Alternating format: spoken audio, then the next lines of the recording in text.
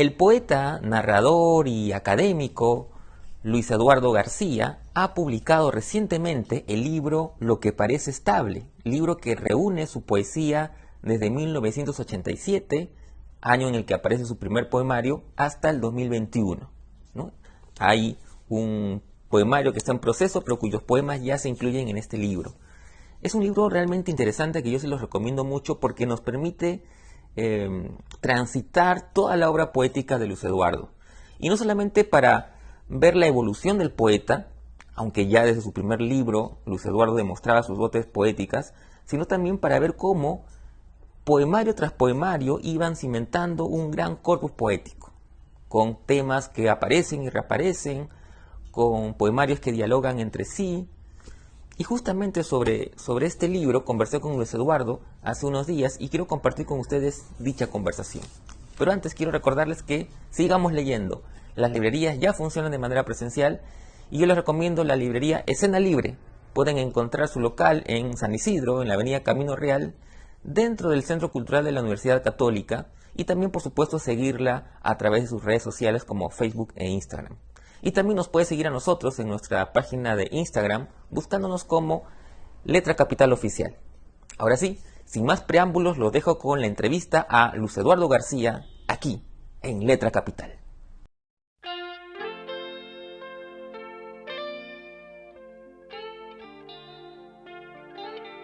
Hola Luz Eduardo, ¿cómo estás? Primero que nada, gracias por tu tiempo y por permitirnos esta charla a propósito de la publicación de Lo que parece estable, Poesía Reunida 1987-2021, publicada por Infolectura en una muy bonita edición, que además tiene una portada de la que ya te preguntaré más adelante.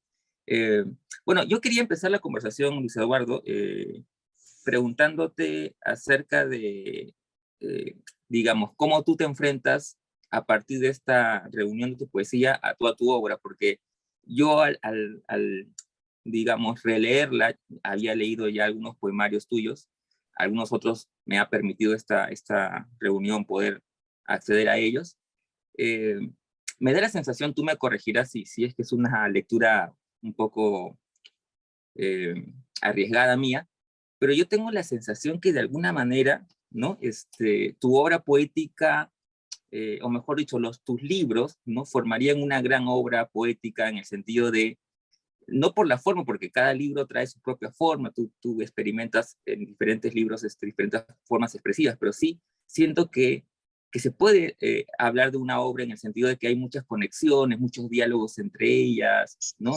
La presencia, por ejemplo, del escritor, o la conciencia del escritor, o la del yo poético que está en varios libros, o ciertas conexiones, ¿no? Por ejemplo, tienes un libro, Confesiones de la Tribu, donde adoptas varias voces, pero ya la idea de tribu estaba ya en unos libros anteriores, o sea, esas conexiones me dan la sensación de que es una obra así, digamos, unitaria. ¿Tú lo ves así? ¿Cómo ha sido enfrentarte a esta reunión de tu poesía? Eh, Todas las lecturas, en principio, muchísimas gracias, Carlos, por la invitación. Siempre es grato conversar contigo. Creo que la lectura que tú has hecho es una muy buena lectura. No es la primera vez que me dicen eso, pero creo sin duda que un autor, un poeta, un escritor no solo dialoga con su cultura, no solo dialoga con su tradición, sino que dialoga consigo mismo, ¿no? Y los libros, por supuesto, como son producto de este autor, establecen conexiones, ¿no? Es decir, quizás sea cierto lo que dijo Borges, ¿no? Que solo sean 4 o 5 grandes temas a partir de los cuales no hay sino infinitas variaciones, ¿no? Y puede ser que uno de los temas recurrentes para mí sea esto de rendirle, digamos, rendirle homenaje a la familia, al núcleo familiar, a la idea de la tribu, ¿no? Y como tú bien has dicho, esta idea está presente desde el primer libro ya, digamos, apenas, ¿no? Pero en el segundo se manifiesta ya un poco más abiertamente y en el tercero ya se enfoca en esta idea de levantar una especie de épica de la familia, ¿no? Y creo que sí, creo que 35 años después, cuando yo echo una mirada hacia atrás, me doy cuenta que lo que he hecho no es sino escribir un solo libro, ¿no? Con variaciones, ¿no? Digamos, en la esencia es siempre un solo libro, pero que presenta diversas facetas, diversas caras, diversas formas de mirar el mundo, ¿no? Ujú. Eh, Ahora un poco para ir revisando algunas partes del libro, quería remontarme un poco al inicio, digamos, ¿no? Dialogando el extravío, que es un libro que aparece en el 87, 1987, ahora hay que hacer la precisión del siglo. Sí. Cuéntame un poquito sobre eso, porque claro, es un libro que tiene que ver justamente, como su nombre lo indica, dialogando con el extravío, pero no necesariamente el extravío de la errancia, ¿no? Sino más que nada, según mi lectura por lo menos, el extravío de la razón, porque digamos que la presencia de la locura está muy, muy, muy presente en el libro. ¿Qué recuerdas de esa época de la escritura de este libro? Yo era un joven impetuoso, impulsivo, un letra herido, ¿no?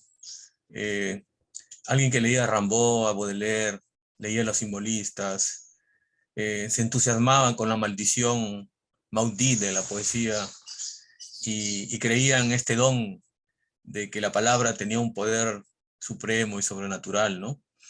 Pero al mismo tiempo era un joven que, digamos, vivía desconcertado. Me tocó vivir una época muy compleja, muy dura, ¿no? Son los años 80, un país desesperanzado, desconcertado, caótico, ¿no? Entonces, a partir de eso yo escribo, ¿no? La razón como una fuerza que intenta reordenar el mundo, ¿no? Pero que no puede, ¿no? Porque la razón no sirve. Hay cosas que son más poderosas, más fuertes, ¿no? Entonces el poeta ahí, la voz poética cuestiona la idea de la razón. Y el extravío es eso, ¿no? No encontrar un punto de apoyo. Vivir en un mundo caótico en el que se poetiza a partir de ese propio asombro, ese propio desconcierto, de esos callejones oscuros a los que nos condució la realidad, a los que nos condujo, perdón, la realidad hace algunos años, ¿no? Ujú. Bueno, y luego viene El exilio y los comunes, que es el 89. Eh, y claro, cuando yo leí el anterior libro y digamos que mi primera imagen del título podía erróneamente irse hacia el extravío como la errancia geográfica, ¿no? Luego ya este segundo libro, sí está la presencia, digamos, del poeta como exiliado, ¿no? Sí. Entonces, quería, de hecho, yo he marcado aquí unos versos que a mí me han parecido muy interesantes, eh, que quiero compartirlos contigo y con quienes nos van a ver, eh, que justamente es sí, el primer poema, ¿no? Soy el escriba que viene de las dunas altas, de la oquedad desértica del tiempo. Aquí hablo un lenguaje hereje, primitivo, génesis rupestre en las formas infinitas de mi no ser. Aquí soy el guerrero de la vida, el irascible corazón que ama el universo, ¿no? Entonces, la idea del poeta como extranjero, como foráneo, en medio de los comunes, como reza el título, ¿no? Cuéntame un poco ese momento en tu poesía. Claro, el segundo libro es cuando yo paso de una extrañeza, digamos, existencial a una extrañeza geográfica, social, ¿no? El extraño extranjero que llega a la gran ciudad y que trae sus querencias, trae sus ideas del mundo, ¿no? Y tiene que enfrentarse a un mundo más brutal, más caótico, en el que incluso tengo que cambiar de lenguaje, ¿no? De ese lenguaje lírico, intenso, heredero pues de la poesía, digamos, más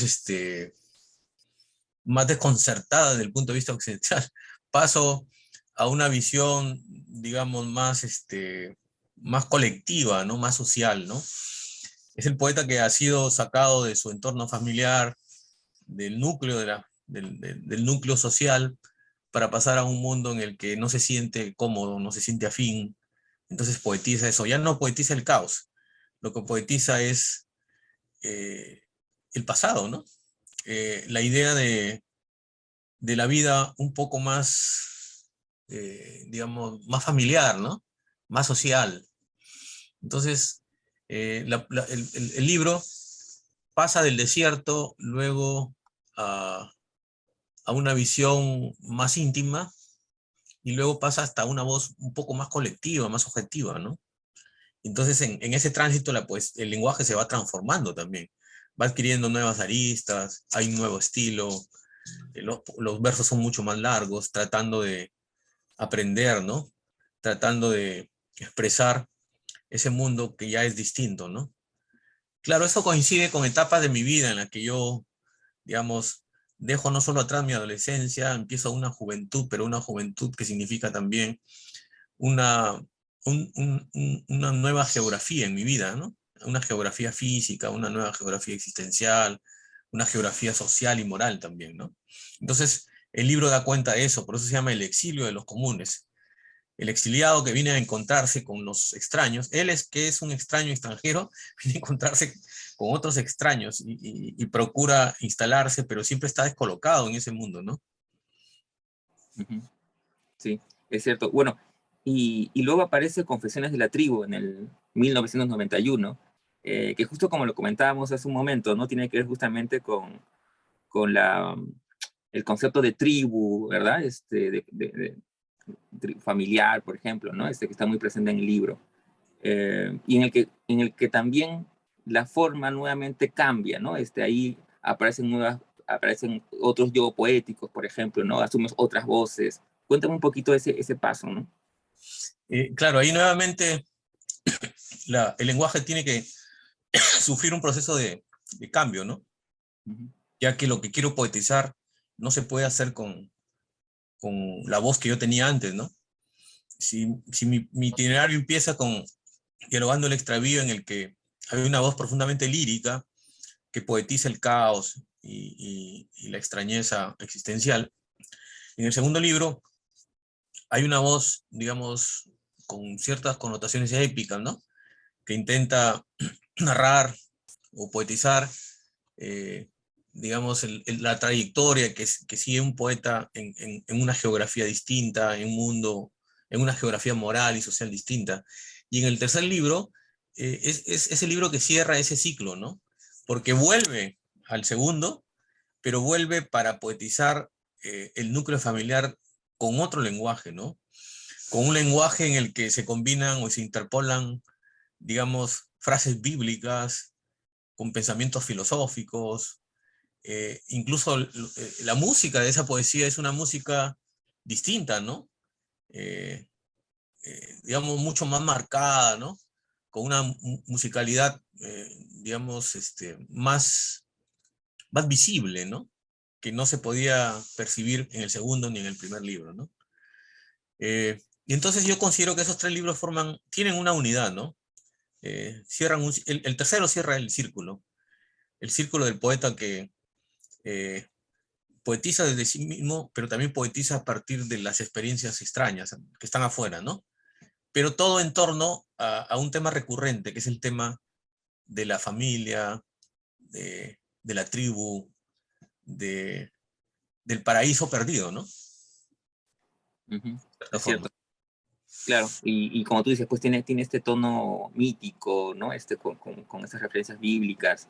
Y también también algunos, digamos, pensamientos filosóficos que de alguna manera, si bien tú dices que cierra un ciclo, yo creo que también es como un hilo, ¿no? Un puente para el siguiente ciclo, por decirlo de alguna manera, que empieza con Teorema del Navegante, sigue con la unidad de los contrarios, y luego viene Filosofía Vulgar, ¿no? Que es 2008, 2011 y 2013.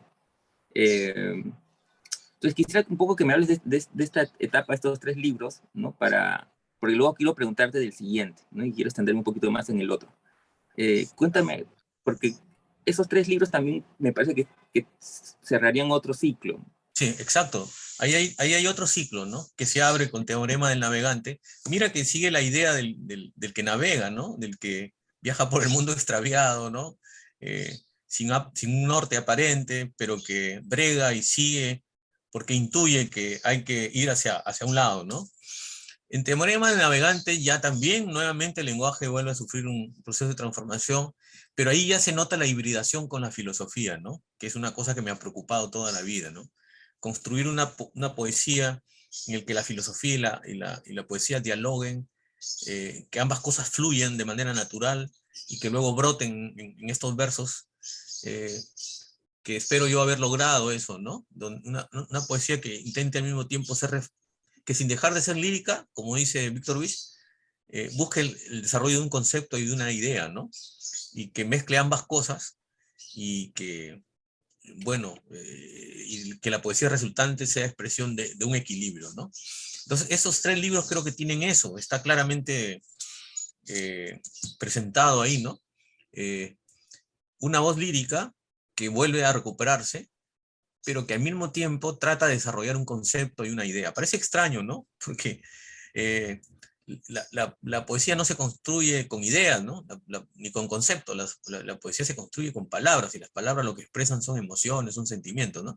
Pero no es cierto tanto eso, ¿no? Porque si hay una poesía, como la de la polaca Szymborska, como la de Juan Ros, en la que el desarrollo de una idea no se excluye y no entra en contradicción con una expresión profundamente lírica, ¿no? Sino que ambas cosas se combinan. Y eso es lo que he intentado hacer en ese segundo ciclo, ¿no? Y esa es una constante, ¿no? En Teorema del Navegante, hasta Filosofía Vulgar, que es el tercer libro de este ciclo, ¿no? En el que las cosas están muchísimo más claras, ¿no? Ahí es más notorio esto que acabo de hablar.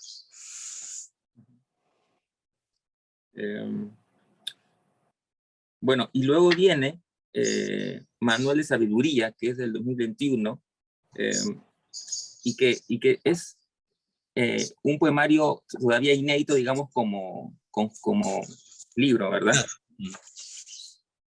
Y es un libro que este poemario, mejor dicho, que lo he disfrutado mucho. Ahí, digamos, se divide en 2 partes. Una primera parte que es Consejo para Luciana, que es tu hija, ¿no?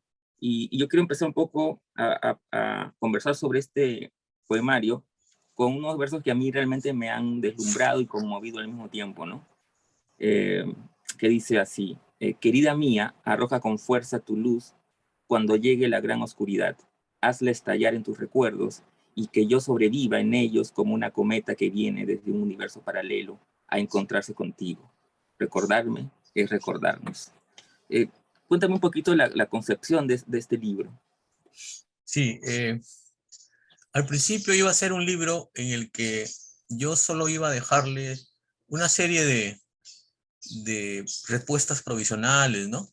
Algunas hipótesis personales que yo planteaba respecto al mundo en general, ¿no? Eh, para que ella tuviera, digamos, una forma de ayudarse a sí misma, ¿no? Porque finalmente los seres humanos solo como individuos pueden enfrentar lo que venga, ¿no? Porque a veces las ideas colectivas no necesariamente te ayudan, ¿no? Porque algunas de ellas han terminado en estrepitosos fracasos. Sin embargo, yo confío en que ella viva en un mundo que no sea tan horroroso como el que estamos viviendo. Horrorosa en muchos sentidos, ¿no? En un sentido moral, en un sentido ambiental, en un sentido político, etcétera, ¿no? Entonces yo quería dejarle como respuestas provisionales en forma de cartas, o a veces en forma de notas, ¿no?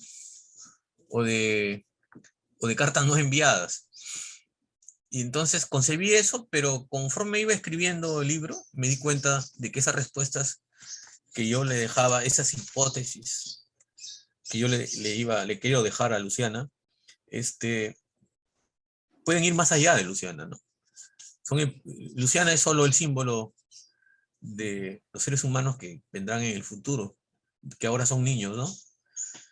Y que van a enfrentar, claro, un mundo distinto, un mundo más complejo probablemente, ¿no? Entonces concebí eso, pero conforme iba avanzando su lectura, descubrí que hablando con Luciana yo terminaba hablando conmigo mismo también, ¿no? Y cuestionándome una serie de situaciones como el hecho de ser padre, el hecho de ser un espectador a veces pasivo de la destrucción del mundo, o alguien que empieza a cuestionarse quién es él, ¿no? Como integrante de la especie humana, ¿no? Y entonces por eso dividí el libro en una segunda parte, en el que dice, la segunda parte se llama psicografías, ¿no? Que son estas como respuestas automáticas que son producto del automatismo, ¿no? Pero esa es una ironía, porque en realidad sí están bien pensadas, ¿no? Como yo digo, trato de conjugar el lirismo con el concepto y con la idea, ¿no? Y entonces, esta segunda parte sería como, no cartas a Luciana, sino cartas a toda la Luciana, ¿no? A todos los seres humanos que vengan luego, ¿no? Entonces, hay como una primera parte que tiene, en el que yo mezclo esas respuestas con mi relación, en relación con mi hija. Son poemas construidos a partir de la experiencia padre e hija, ¿no? Y el segundo, son poemas construidos como en la relación ser humano con el resto de la especie, ¿no?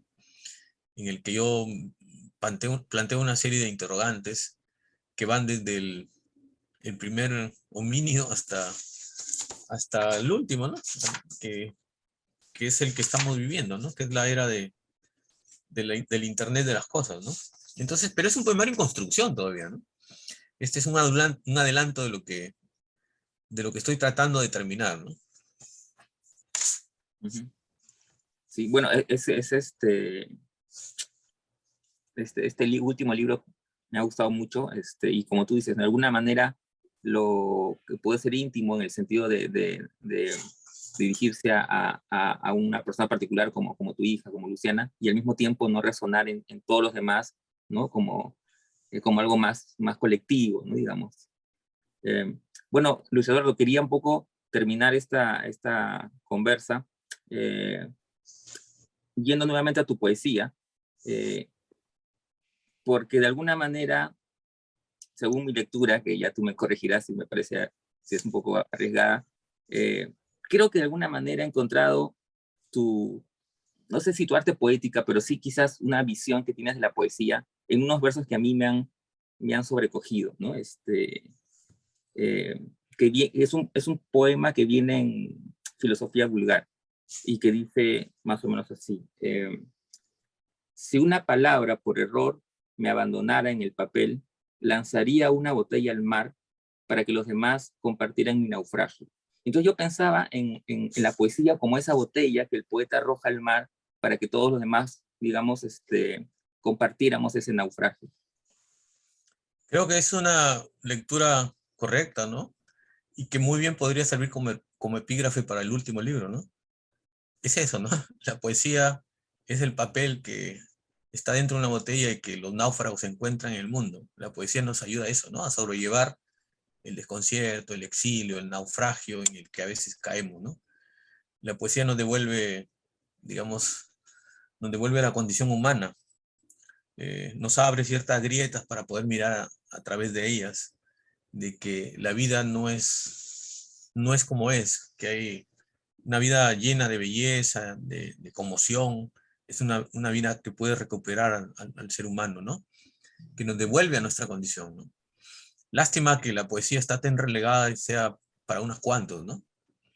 Pero esos cuantos, pues, son una inmensa minoría que probablemente convierta a esa inmensa mayoría, espero yo, esa inmensa minoría se convierta en algún momento digamos, en seres más comprometidos con la poesía, ¿no? Cierto, cierto. De hecho, la figura de la botella lanzada al mar, pues tiene que un poco con eso, ¿no? Quien la reciba realmente es quien quiere recibirla, ¿no? Claro, hay que abrir el corazón, pues, para llegar a la poesía, para encontrarse con ella, en realidad. Exactamente. Muchas gracias, Luis Eduardo. Siempre es un placer conversar contigo de literatura y de poesía. Te agradezco, Carlitos. Muchísimas gracias y esperemos que lo que parece estable siga surcando los mares y siga haciendo la travesía que tiene que hacer. Gracias.